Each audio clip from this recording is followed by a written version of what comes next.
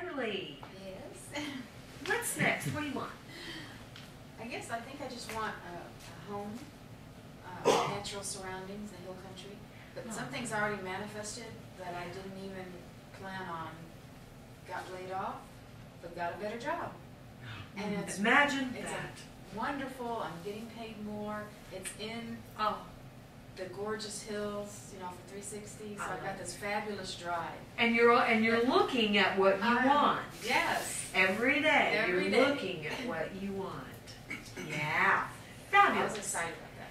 I'm excited about that too. How long have you been doing Divine Openings now? It's been we started about October of last year. October of last year. Whatever event 2007? that was. Wow. Seems like a long time, Does doesn't it? Yeah. And I can only see your silhouette because of the light behind you. It's starting to adjust. David, what do you want? I've contemplated in the past of how the world's been and how they used to have the Wild West and the gold rush and all this stuff. And I thought, here we are. I said, it's all over. We don't have anything left. And so when I got Divine Openings, I thought, I need to get out of the way because we're in the age of Enlightenment. And there's got to be a new Wild West out there. Oh, fabulous. So I just want love to it. get out of the way so that I can enjoy it because it's brand new. Yes. You know, you can create a Wild West. Now, we don't know exactly how it'll look. Exactly. It could surprise you. I love it. You know this. So you're just here to deepen, it sounds like. You're just here to, get more out of the way and just let more in. And it's a constant process of expanding your pipes. And the more you expand your pipes, the better it gets. The more you expand. I'm still expanding my pipes. Big jump for Michael and me in expanding pipes was when I decided to start initiating people. We could literally, physically feel the pipes being stretched. Like there was more trying to go through there than the pipe was big enough to run through. And, and then still expanding our pipes. Like now, I used to do 2 5-day silent intensives a year, and I couldn't do anything else the month previous because something just took over. It took all of my pipeline to do that. These days, I don't even slow down for a 5-day. The pipeline's big enough to run all that through and do an expo and stay up till 4 in the morning all the time doing all this other stuff and do all, whatever. So that's to give you an example of it. The pipeline keeps expanding. Yeah. I thought about that the other day. I realized it. I used to be just about like, have you ever tried to run too many programs on your computer and you start running out of memory and you have to shut some down? I used to have to do that for the 5-day. I could only run 1 program. Now, this is literal. I'm running about 10 programs. I got a new laptop, and Michael makes fun of me because I thought I'd retire one. I have them both out there, 2 different things going, well, 2 or 3 different things going on both of them at the same time. He goes, why don't you just get a bank of shelves with several of them? That's a great idea. So yeah, the more your pipes expand,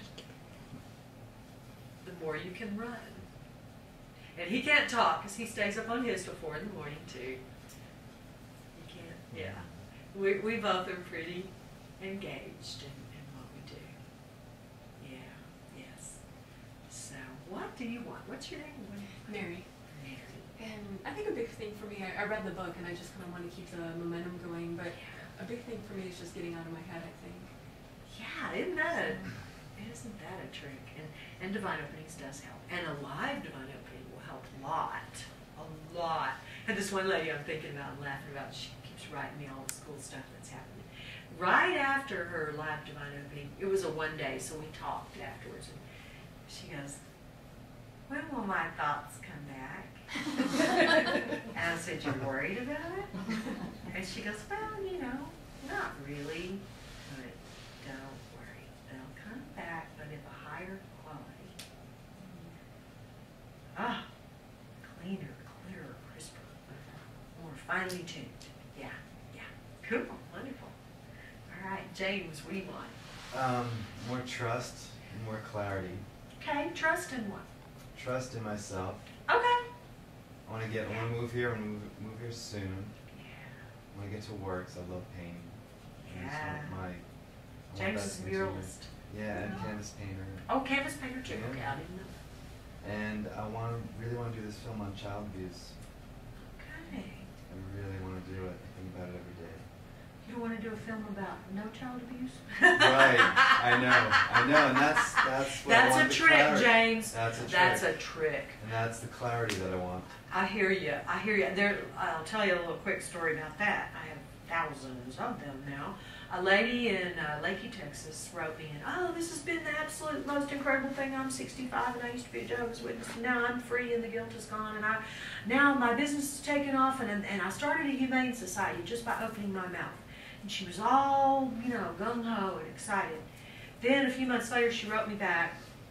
And she was asking me advice about, well, what do I do about it? I'm fighting all these law enforcement people here who won't prosecute these animal abusers and everything. And I said, oh, sweetheart, you're on a razor's edge here because it is it takes a high degree of mastery to focus on what you want instead of on what you don't want, and to not get in fights with people you can't change. And I said, notice, if it starts tipping your nose down, then not only is your community not improving, not only is the plight of the animals not improving, but your bliss is gone. So, it's possible. I'm thinking about doing It is possible. with humor. And you don't have to figure it out. Hitting it hard, though. You don't with the have to truth. figure it out. I Yeah. don't know. Yeah. I don't know. Yeah, you don't have to figure it out. You'll be guided, especially the more and more open you get, the more open you get, the more open you get. You'll get what will make the most difference. But just to say, for everybody, it's really hard to focus on something horrible and to focus on something you don't want and not nosedive your plane. You read the book. It's hard to do that. Very difficult. I used to ask how Mother Teresa did it. I ask a lot of questions within, and the divine brings me answers, either direct from within or somewhere. Well, not too long after that, I saw a newspaper article that said, I used to wonder how Mother Teresa did that. And not too long after that, I saw a newspaper article that said she was in spiritual hell for 40 years. That she did not do it. She did not pull it off. Somebody, for whether this is a good thing or not, published her memoirs. And she had a transcendent awakening early on. And she met Jesus and she went to work for that cause. And then she crashed her little plane. Now, she did still do a lot of people a lot of good. So none of this is any judgment about any of that. It's just reporting a story there. But it's tough. It's tough to focus on what you don't want and get what you do want. You know? Now, it's real easy to focus on what you do want and get what you do want. That's super easy. Super easy. So it's not for us to, answer that question tonight. You're going to notice that I don't even try to fix things, solve things. You do that. The divine presence in you does that. I'm here as a catalyst that gets you there. That's what I do. I bring in vibrations that attune you higher, and then when you're attuned at that level, you see new possibilities and you think new thoughts, and you have more access to that vast intelligence that does know all the answers and all the people and all the